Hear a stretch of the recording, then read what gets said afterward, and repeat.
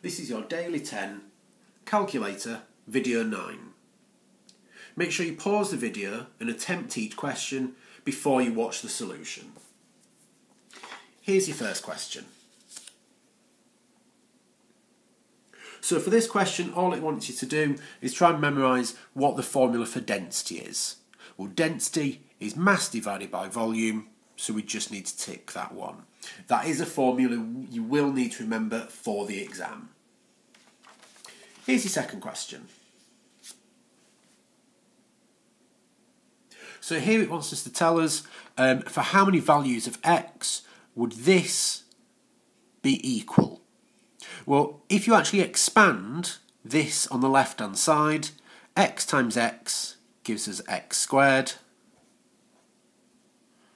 X times 4 gives us plus 4x. So if you actually notice, these two are exactly the same. Therefore, this is known as an identity. So what we could actually do is put an extra line up there to show that this is an identity. For identities, all values of x would make both sides equal. Therefore, the definition of an identity. Here's your next question.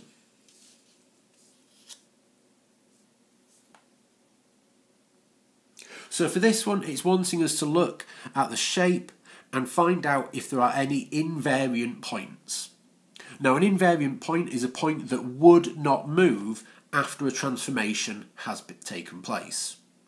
So the transformation we're doing is an enlargement with centre B and a scale factor of 1/3. Well, because the centre is actually one of the corners of this shape, all that would happen when resizing this is that it would just be the exact same shape but 1/3 of the size, which I've just drawn very roughly. Now if you notice, the only point there that hasn't moved is B. So if the centre of enlargement is actually one of the corners of the shape, that corner would be known as invariant. You've got something similar with this question. Let's have a go. So the same idea, we're looking for invariant points, but this time the transformation is a reflection in the line y equals x. Well, the line y equals x is the line that joins all the coordinates 0, 0, 1, 1, 2, 2, 3, 3 and 4, 4 and so on together. So it is the line that goes perfectly between the x and the y coordinate, axis. So if this was reflected, because the only shape that is on that line here is P, P is the one that would not move, whereas all the other ones, so these would go to the opposite side of the line, P would not move, therefore it would be invariant. Here's your final question on this video, something a little bit longer to work with.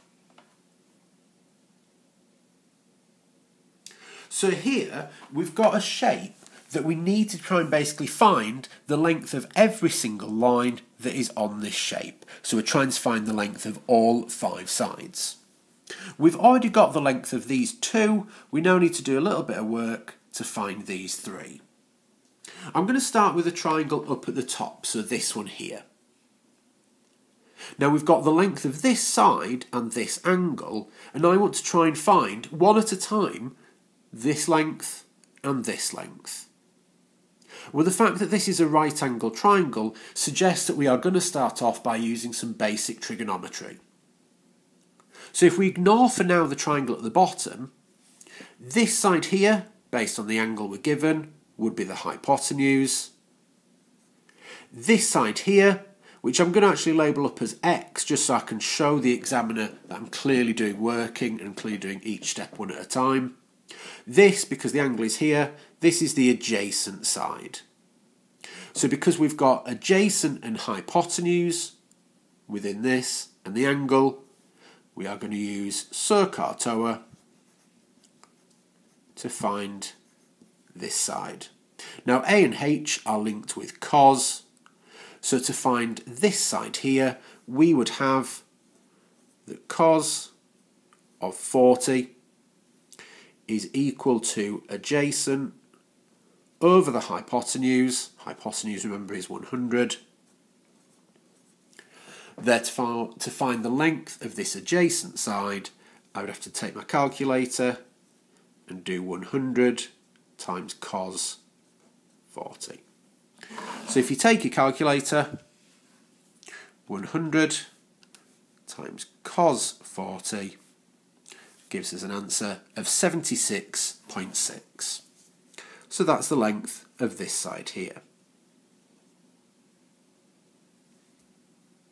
I'm now going to do the same for this side.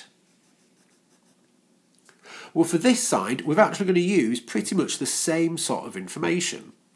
This is still the hypotenuse.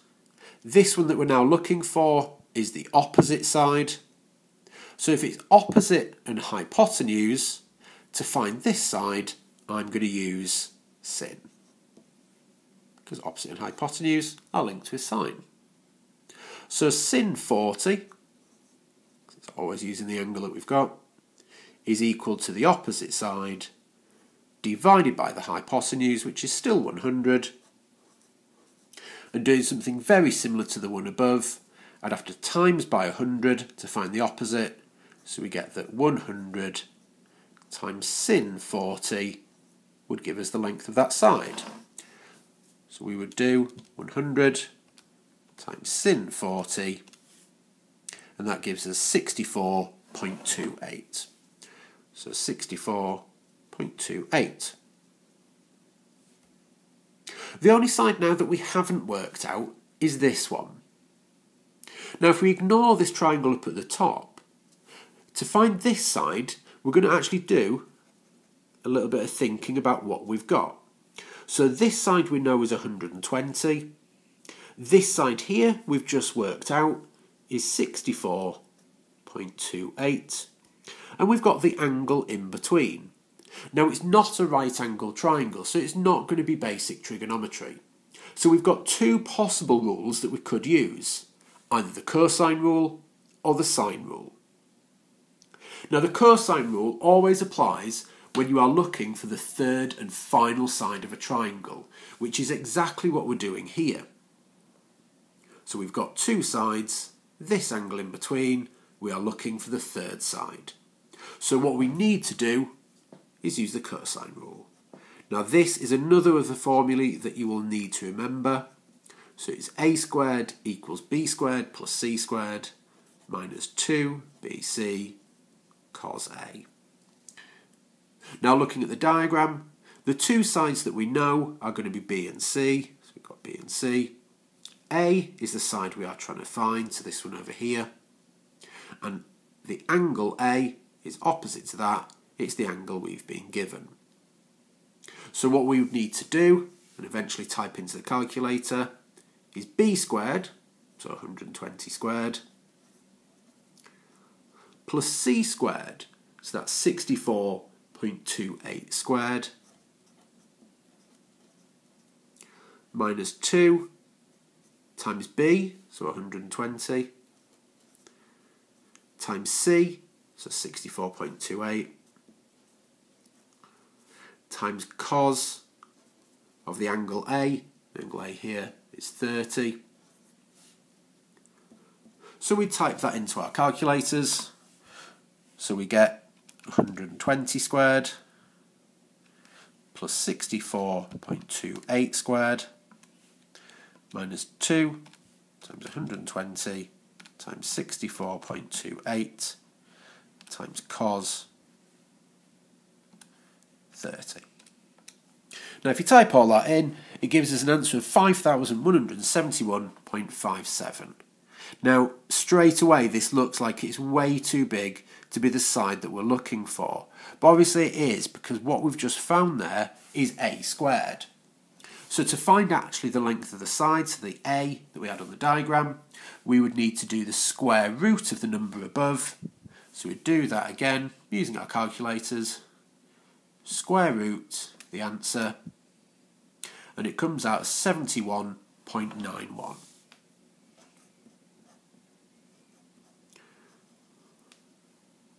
So because we need to work out the total length of wire needed, we've now got all of the bits of information that we need.